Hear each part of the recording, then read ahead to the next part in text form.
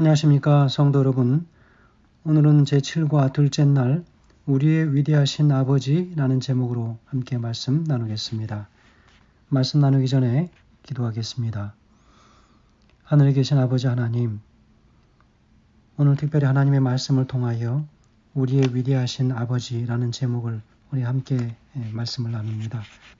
불멸의 소망을 갖기 위하여 먼저 위대하신 우리 아버지 하나님의 놀라우신 능력과 그분의 사랑과 인자하심을 먼저 깨닫게 하시고 이 온 만 우주를 창조하신 아버지 하나님의 능력을 우리가 분명히 기억하므로 다시 오시겠다고 하신 그 예수님 우리가 분명히 기다리며 바로 그 아버지 하나님을 우리가 소망하는 것처럼 여전히 우리의 하늘을 향한 그 소망이 끊이지 않도록 도와주시옵소서. 우리의 위대하신 아버지 하나님을 진정으로 존경하게 하시고 그래서 우리 그 주님의 말씀을 우리가 믿어 의심치 않게 하심으로 우리 땅에서 우리 가져야 할 온전하고 순전한 믿음을 갖는 우리 모든 믿음의 백성들, 가정들 되게 하시기를 예수님의 이름으로 기도합니다. 아멘. 오늘 둘째 날입니다. 말씀의 제목은 우리의 위대하신 아버지라는 제목이지요. 여러분 요즘 특별히 무더운 날씨를 지나면서 우리 아버지 하나님께서 모든 뜨거운 이 열기와 이 무더운 날씨 그리고 그분께서 조성하시고 창조하신 또 여러 대자연의 변화들을 보면서 우리 아버지 하나님의 섭리를 능력을 다시 한번 이 시간들 우리가 간절히 사모하는 그런 시간들 되면 좋겠습니다. 그 어느 때보다도 아버지 하나님의 능력이 필요한 때가 있다면 지금이 아닌가 하는 생각이 됩니다. 바로 이 시대를 바라보시며 안타까워하시고 우리 하나님 곧 오셔서 이 땅을 깨끗게 하시고 그리고 모든 죄를 도말하셔서 우리가 그 나라에 함께 이룰 수 있기를 간절히 소망합니다. 그래서 우리는 그 위대하신 아버지 하나님을 더 간절히 사모하는 이유가 바로 그것일 것입니다. 자, 오늘 말씀을 함께 나누면서 오즈월드 제임스 버드라고 하는 사람은 이렇게 이야기했습니다. 하나님께 당신께서 무슨 일을 하실 것인지 묻고 있는가? 하나님께서는 그분께서 하실 일을 말씀해 주지 않으신다. 다만 당신이 어떤 분이신지 보여주신다. 주님은 나의 최고봉이라고 하는 이 말씀에 그렇게 기록하고 있습니다. 여러분, 바로 이 이야기의 뜻이 무엇일까요? 오늘 우리는 그 이야기의 진정한 뜻을 욥기서를 통하여 우리가 기억하게 됩니다. 특별히 욥기 38장, 39장, 그리고 42장의 말씀을 통해서 오늘 그 말씀을 저희가 깨닫게 됩니다. 여러분, 특별히 이 욥이라고 하는 한 이 위대한 이 인물을 바라보면서 하나님께서 그를 의인이라고 높여 세우시고 또 사단이 시험하기를 원할 때 기꺼이 그를 시험에 내어주면서 그는 결코 하나님을 욕되이 하지 않을 것이라고 하는 것을 우리 하나님은 아셨습니다. 그의 믿음의 시험에서 그는 통과한 사람이죠. 여러분 우리가 아는 욥기는 바로 큰 비극을 당한 욥이 동방의 한 의인으로서 욥의 이야기를 다룬 것입니다. 욥은 자기 목숨과 아내를 제외한 모든 것을 다 잃어버렸습니다. 더구나 그의 아내는 그에게 하나님을 욕하고 죽으라고까지 이야기합니다. 가장 가까이에 있는 사람이 하나님에 대하여 욕하고 죽으라. 얼마나 그 처지가 형편이 없었으면 그렇게 이야기할 수 있었겠습니까? 바로 그 다음 내용은 그렇습니다. 욥의 친구들이 왜 그런 일이 생겼는지 끊임없이 질문하면서 욥과 논쟁을 벌이는 모습을 보게 됩니다. 이 논쟁 가운데에서 하나님께서는 침묵하시는 것을 보게 됩니다. 여러분 어떻게 하면 가장 가까이에 있는 그리고 사랑하는 아내가 하나님을 욕하고 죽으라고 하는 남편을 향하여 그렇게 말할 수 있었겠는가? 그런데 하나님께서는 이 논쟁 가운데에서 그분은 침묵하신다고 하는 것을 우리는 볼 수 있습니다. 그런데 갑자기 하나님은 욥기 38장에서 욥이 감히 대답할 수 없는 60여 개의 질문들을 쉴 새 없이 던지시는 모습을 보게 됩니다. 성경을 우리가 펴고 또 욥기 38장과 39장의 질문들을 우리가 볼 필요가 있겠습니다.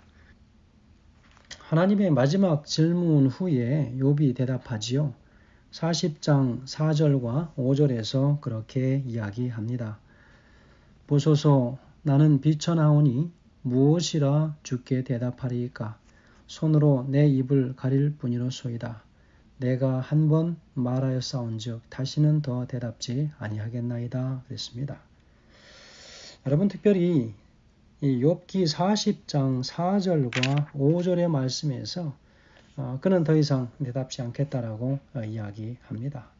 하나님께서는 욥의 친구들이 던진 왜라고 하는 질문에 하나도 대답하지 않으셨습니다. 대신 그분께서는 놀라운 창조 사역에 대하여 말씀하시죠. 모든 창조 사역을 말하면서 하늘에 별이 떠 있고 그리고 모든 이 천체가 움직이는 그 이유를 어떻게 이해할 수 있겠는가? 바로 그것은 하나님께서만이 그렇게 하실 수 있으므로 바로 그 하나님은 나를 그러므로 그 능력이 많으신 그 하나님은 나를 이 죄 가운데에서도 건져내실 것이다. 당신이 자신이 겪고 있는 그 시련과 그 고난 속에서 하나님께서는 반드시 구원해내실 그런 하나님이심을 그는 의심치 않습니다. 그래서 하나님께서는 당신의 위대하심을 창조 사역을 통하여 그려서 보여주고 계십니다. 그 후로 욥은 다른 대답을 들을 필요가 없었습니다. 여러분 만일 우리가 참으로 하나님의 위대하심을 보게 된다면 우리는 어떻게 될 것인가? 여러분 우리는 하나님을 사실은 그 전에도 말씀을 통하여 믿어야 하겠지만 실제로 그분의 위대하심을 우리 마음 가운데 확신하고 보게 된다면 이것은 사실은 흔들릴 문제가 아니라는 것입니다. 굳건한 믿음을 가지고 있는 하나님의 백성들 어떠한 상황이든지 기꺼이 승리하여 의심치 않는 하나님의 백성들이 될 것입니다. 그분께서 우리에게 행하시는 모든 일에 대해서 의문을 품지 않게 되겠죠. 우리 모든 인간들은 어떻습니까? 본능적으로 모든 것을 아는 것을 통해서 위안을 얻으려고 합니다. 아는 만큼 세상을 보려 하고 이해하려고 하지요. 그렇기 때문에 우리가 무언가를 알 수 없을 때 실망하거나 불안해하지요. 내가 알지 못함으로 인하여 불안합니다. 하지만 하나님을 얼마나 많이 알고 있느냐보다 하나님을 얼마나 더 믿고 있느냐가 더 중요합니다. 이것이 신앙이 아니겠는가 생각을 해보게 됩니다.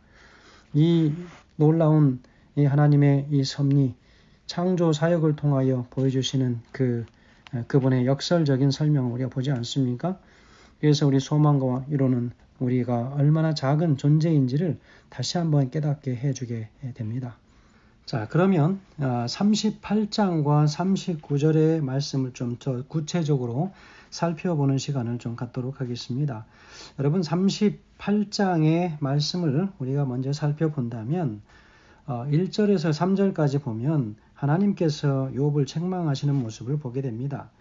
하나님의 책망은 고난이 부당하다고 호소하는 욥에게 폭풍 속에서 말씀하심으로 그 책망이 시작되는 것을 볼 수 있습니다. 욥은 자신의 무죄를 변호해 줄 것을 강력히 하나님을 향하여 요구하지요. 왜냐하면 그 친구들은 인과응보식의 논리로 욥의 고난이 그의 죄로 인하여 발생했다라고 단정지어서 말하고 있지 않습니까? 마침내 욥과 친구들 사이의 대화가 결론 없이 끝나게 되면서 하나님께서 직접 나타나셔서 욥에게 자신의 뜻을 제시해 주십니다. 그러나 하나님께서는 이 요구에 직접적인 답변을 주지는 않으셨습니다. 문법적으로 보면 반어법을 사용하셔서 욥에게 오히려 질문을 던지시죠. 계속 질문하는 형식으로 나옵니다. 하나님께서는 욥의 요구가 이치를 어둡게 한다고 하는 이 어리석음의 일이라고 2절에서 이야기하시지 않습니까? 고난은 당신의 백성을 장성한 분량에 이르게 하는 하나님의 가르치심이고 다루심이라고 이야기합니다. 그래서 이 계획을 알지 못하고 하나님의 개입을 요구해서 자신의 정당성을 입증하려고 하는 아주 무지한 소치라고 하는 것을 욥은 하나님께서 보여주시는 모습을 통하여 깨닫게 됩니다. 그리고 4절부터 41절까지는 하나님께서 만드신 자연계에 대한 질문을 계속 던지십니다. 하나님께서는 별자리에서 진흙 그리고 금수로부터 새들에 이르는 모든 주제를 통해서 욥을 신문하십니다. 우주와 하늘과 땅 위에 그 장엄하게 펼쳐져 있는 창조의 기묘함이 무엇인가? 그리고 욥을 겸손하게 만들어 주십니다. 나름의 논리와 이론으로 자신의 정당함을 주장하려고 하였던 욥, 하나님을 원망했던 욥, 그 욥을 회개하도록 회개의 길에 들어서게 합니다. 바로 42장의 1절부터 6절까지의 말씀이 또 바로 그런 말씀들 아닙니까? 또 그리고 하나님께서는 하늘과 땅 이 모든 미물에 이르기까지 영원한 계획과 관심을 가지고 계신 그분이 가장 귀한 창조된 인간을 다루시는데 결코 기계적인 혹은 자신이 그려놓은 그림처럼 어떤 도식적이거나 그리고 논리나 우연한 무질서로 하지 않으신다고 하는 사실을 역설적으로 욥에게 말씀하고 계시다고 하는 것을 우리 볼 수 있습니다. 여러분, 그래서 특별히 욥기 38장의 이 말씀은 하나님의 계시에 의존해서 살아야 하는 모든 인간들에게 하나님의 자상하신 모습을 보여주고 계십니다. 비록 나름대로의 정당성을 지녔을지라도 무한하신 하나님의 계획과 견주어 볼 때 이것은 너무나 어리석고 인간의 근시안적인 인간의 요구에 불과하다고 하는 것입니다. 그러나 그러한 요구일지라도 이러한 것들에 하나님께서는 응답하시고 그리고 그 이상으로 답변하심으로 당신의 백성을 성숙하도록 하나님께서는 진심으로 그들을 보살피시는 그런 하나님이시라고 하는 사실, 바로 그런 하나님이심을 분명 이 38장에서는 그렇게 이야기하고 있다는 것입니다. 그러면 39장에서는 무엇입니까? 바로 그것은 하나님의 첫 번째 말씀이 시작되는 그런 부분입니다. 자연계에 대한 하나님의 이 주권을 언급했지요. 38장에서 바로 언급한 부분이지요. 그리고 이 전장의 그 끝부분에 보면은 동물 세계에 대한 하나님의 지혜 그리고 섭리를 계속해서 기록하고 있죠. 그래서 이 욥기의 저자는 동물들의 출생과 죽음, 생명이 어떻게 유지되는지 그리고 그 음식의 모든 공급들 이런 것들이 자신들의 자발적인 노력에 의해서가 아니라 하나님의 세빈하신 보살핌 때문에 모든 것들이 주어짐을 분명하게 39장에서는 이야기하고 있다는 것이죠. 우리 하나님께서 얼마나 자상하신 분이심을 이야기합니다. 우리의 위대하신 아버지 아니십니까? 그러면 영감의 글에는 이렇게 기록합니다. 하나님의 장엄하심, 웅장한 뇌성의 장엄한 진동과 태고 쪽부터 끊임없이 들려오는 대양의 파도 소리에서 숲속의 아름다운 음률로 장식하는 즐거운 소리에 이르기까지 수많은 천연계의 음성은 하나님을 찬양한다. 놀라운 색깔과 색조로서 아름다운 대조를 이루는가 하면 또한 조화를 이루어 변화하는 땅과 바다와 하늘에서 우리는 하나님의 영광을 본다라고 치료봉사 411페이지에서 그렇게 기록하고 있습니다.